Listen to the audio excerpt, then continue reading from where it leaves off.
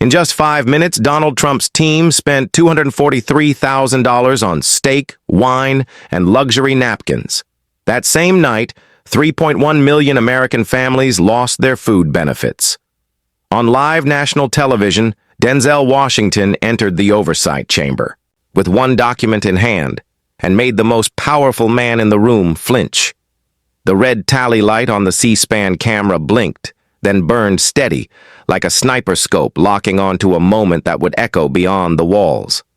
The chamber, typically a place of dull procedure, pulsed with something electric. Staffers whispered behind folders. Phones trembled mid-air, caught between recording history and shielding from it. Everyone felt it. Something was coming, but no one knew from where or who'd get hit first. Then came the sound, slow, deliberate footsteps. Not the swagger of confidence, but something far quieter and more dangerous. Inevitability. Denzel Washington didn't march in. He arrived, composed, focused, measured. His eyes didn't scan the room. They calculated it. Pressure points. Weak spots. In his right hand, a single manila envelope. No markings. Just the kind of folder people pray never lands in front of them. At the far end, Trump leaned back in his chair with the grin of someone who thought he already owned tomorrow's. Headlines. Navy suit pressed. Stack of cue cards within reach. Legal aid behind him scrolling Twitter, already drafting the spin. Denzel didn't take his seat. He placed the envelope on the table. No drama, no fanfare, like evidence laid flat in a courtroom. Because that's what it was. Behind him, Hakeem Jeffries exchanged a look with Katie Porter. Quiet nods. No one knew what was in that envelope. That was intentional. Across the aisle, Matt Gaetz leaned in, whispered something to Trump. A chuckle, caught by a hot mic. The usual choreography. Dismiss first, deflect later. Denzel didn't blink. He uncapped a black pen, made a single deliberate mark on his notepad, then pushed the envelope an inch toward the microphone, like moving a fuse closer to fire. A congressional photographer, sensing the shift, redirected their lens, from Trump's grin to Denzel's stillness. And in Washington, stillness is power. Volume is panic. The committee chair began roll call, but the camera didn't move. It stayed fixed on Denzel's hands, hands that had comforted grieving mothers, lifted broken men, and now hovered inches from political detonation. The night before, a whisper in Denzel's kitchen. Omar, the chef who passed him the file at 11:13 p.m., palms shaking like he was delivering uranium. "Don't let them bury this," he said. "They fed steak to kings." While my wife waited for a food stamp card that never came, Denzel read it under his kitchen light. The Mar-a-Lago executive dinner expenses. Top corner. Classified, restricted budgetary record. Now in the chamber, he leaned forward. Didn't open the folder. Just tapped it once. Calm as Sunday morning.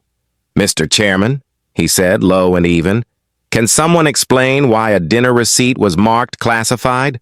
The room stopped breathing. Trump leaned in, fingers interlocked, smile polished, ready for sound bites. "Let's talk about waste," he said smoothly. "This administration, my administration, is ending it. No more handouts, no more freeloading." A ripple of applause from the right side. Gaetz smirked, a slow, mocking clap. Denzel underlined one word on his pad. Freeloading. Ink heavy enough to bleed through the page. He didn't move, but the air around him did. Trump didn't meet his eyes. He knew. Everyone did. There was something under that envelope he couldn't spin, couldn't shout past. Still, Trump performed. "We've cut $18 billion in waste, programs that coddled failure. That's not the America we're restoring." He turned to the camera and nodded like a man delivering a line, not a truth. Denzel raised one eyebrow. No reaction. Just that stillness again. He turned a page in his notebook. Then another. Slowly. Like a countdown only he could hear. Gaetz cleared his throat theatrically. "Are we really going to sit through this performance? Or can we hear from the actor with the folder and no facts?" Denzel turned to him, calm. and collected. "Happy to speak," he said, voice iron under silk. "But not just yet. I want to hear the last excuse before I tell the first truth." Chairman Comer frowned. "Mr. Washington, that's highly irregular." Denzel didn't look up. "So is classifying a dinner receipt." Reporters froze. Even their fingers hesitated above keyboards. Across the table, Trump's posture stiffened. His fingers locked. "Tighter." Elise Stefanik leaned in to whisper. Trump nodded, but his gaze drifted back to that envelope. "Very well," Comer muttered. "We'll circle back." Gates tried again. "So what are you planning, Mr. Washington?" Denzel closed his notebook, clicked his pen, and met his stare. "I'm planning," he said, calm as judgment, "to tell the truth after you all finish lying." The silence wasn't suspense. It was consequence. Then Denzel raised his hand. Precise. Surgical. "Mr. Chairman," he said clearly, "I'd like to submit a supplemental exhibit for the record." He pulled a USB drive from beneath the folder and passed it forward. The chamber screen flickered. A scanned receipt, time-stamped. Header, Mar-a-Lago Executive Dinner, Private Donor Event. Total, $243,168. Line items like satire, A5 Wagyu steak, Louis III cognac, 17 bottles, crystal glassware, live cello trio, $36,000 service fee. The room gasped. Chairs creaked. A staffer whispered too loudly, "No way!" Trump's hand twitched. He leaned toward his lawyer, who began flipping documents like someone trying to put a fire out with paper. Denzel stood, quiet, heavy. He didn't need volume. He needed only truth. "Same night this dinner was served," he began, eyes unwavering, "the Department of Agriculture released a memo." Pause. "Over 3.1 million families, food assistance reduced, some cut off entirely." Another gasp, this one smaller. Shame, not surprise. Trump looked down, for just a second. But the cameras caught it. Denzel stepped forward. "Sir," he said steady, "did you eat steak?" He let the question hang like a noose. With the hunger of 3 million families? Trump opened his mouth. Nothing came out. AOC dropped her pen. Even Jim Jordan sat still, calculating damage control. The screen went dark, but the number 243,168 burned into memory. Denzel returned to his seat, the envelope untouched, but no one believed it was empty. "Let's walk through the timeline," he said, sliding a document forward. March, USDA announces rollback of emergency SNAP in 32 states. 3 million families, no warning. He held up a redacted email.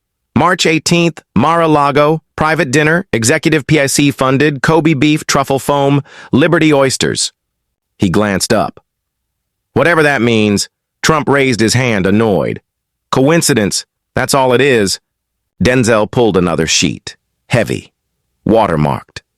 USDA redirection memo.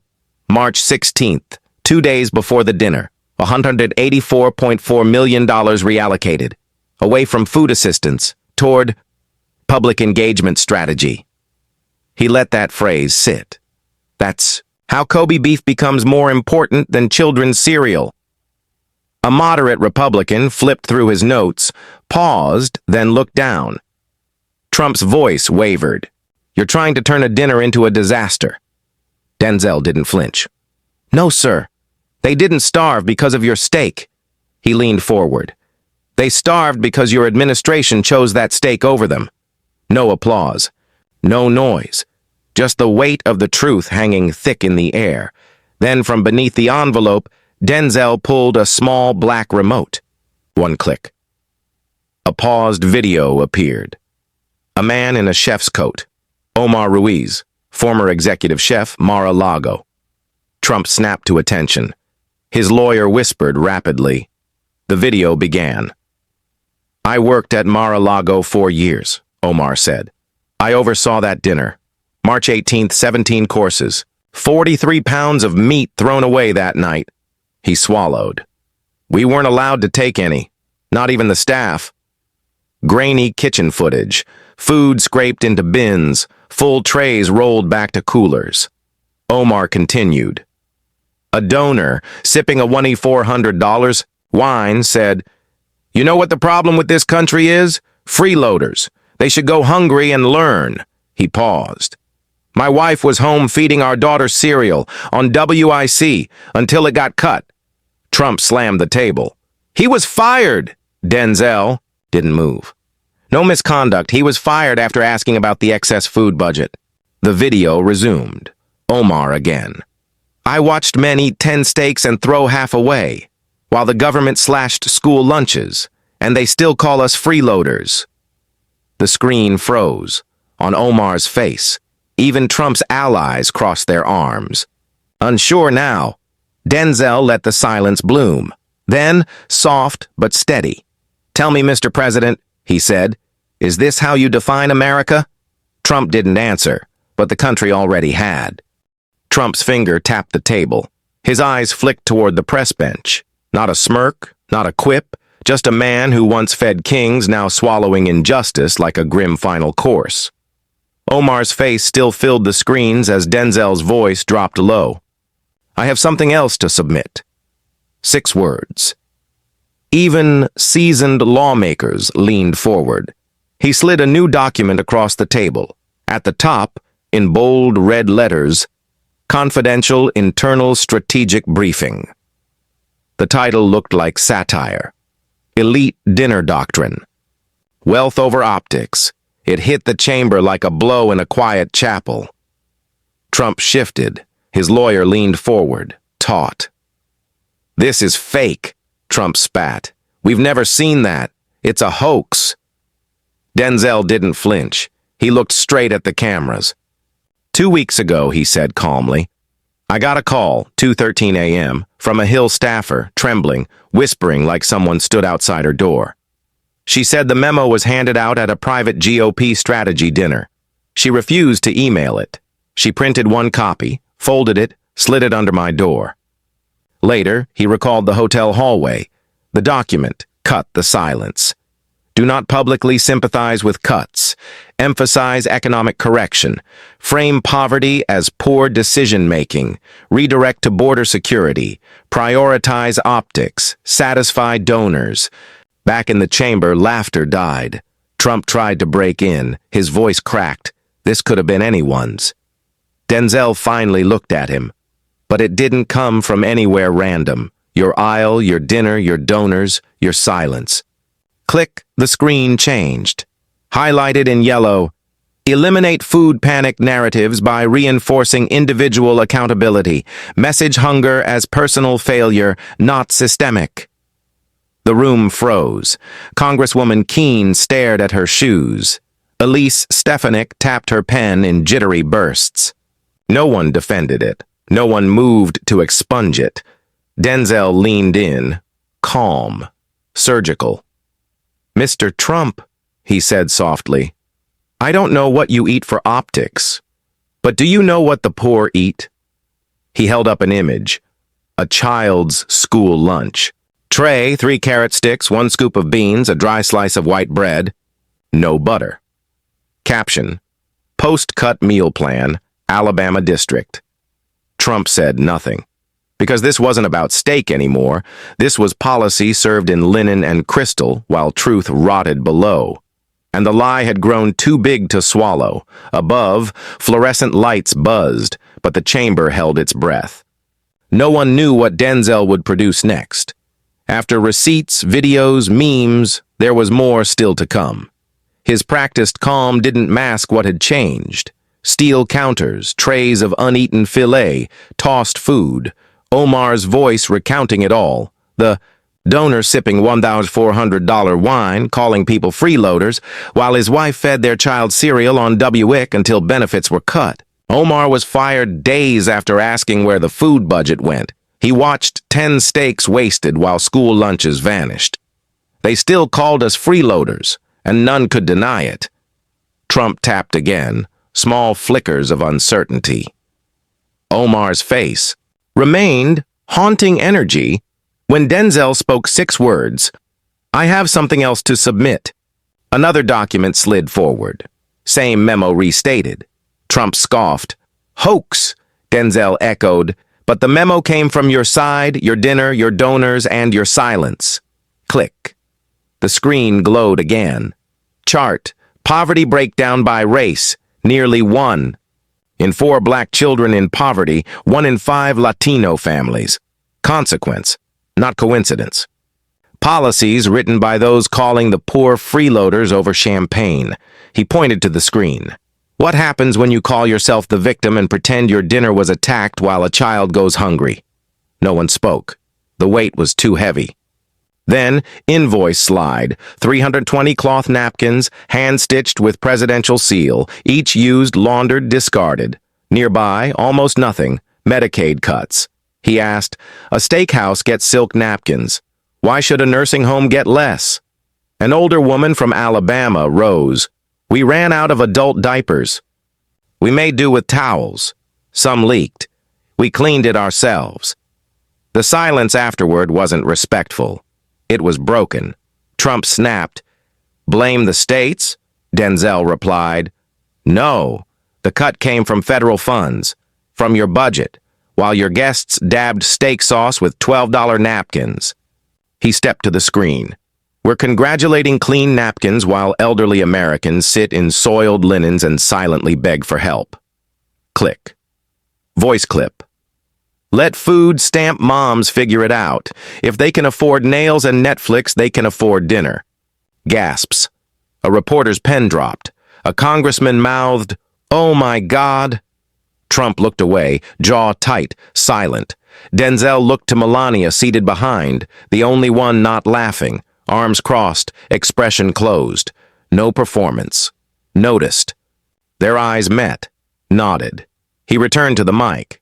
"Clean napkins?" Meanwhile, elder dignity is erased for corporate comfort. He held up the lunchbox, soft voice, not luxury in nursing homes, just decency, then pointed at Trump. "Why does dignity cost more in steakhouses than in nursing homes?" Trump forced a smirk. "The napkins were clean," he muttered. A joke as hollow as fine linen. A few on the GOP bench chuckled. Reflex, not conviction. But the camera panned away to Melania. She stared at her husband, still, and for a moment, breath stopped. "Because clean napkins. We treat that as a victory when old Americans weep under stained sheets." Denzel didn't narrate. He just stared. The final screen. Quote, "We are not judged by how we treat the powerful, but how we care for those with no power at all." He paused, looked around. They spent hours on steak and linen, but tonight, 3.1 million families eat less because someone here decided they didn't matter. He stepped back, his voice softer, almost a whisper. "If that doesn't trouble you, maybe it's not them freeloading, maybe it's you."